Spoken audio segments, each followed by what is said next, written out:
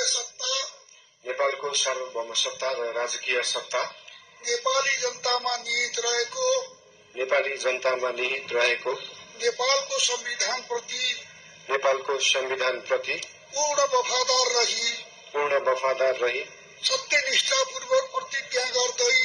सत्यनिष्ठापूर्वक प्रतिज्ञा गर्दै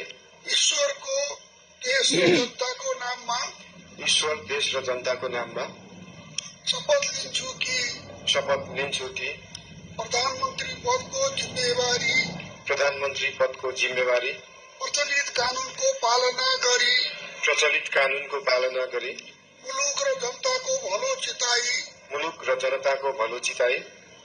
कसैको डर नमानी पक्षपात नगरी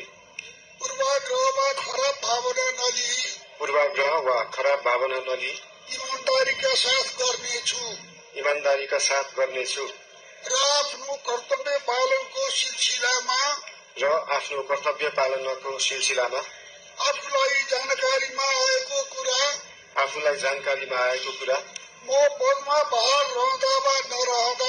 म पदमा बहाल रहँदा वा नरहँदा जुनसुकै अवस्थामा पनि प्रचलित कानूनको पालना गर्दा बाहेक अरू अवस्थामा कुनै किसिमबाट पनि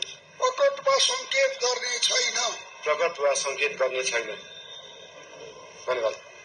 यसपछि नवनियुक्त सम्माननीय प्रधानमन्त्रीज्यूलाई आफ्नो आसनमा रही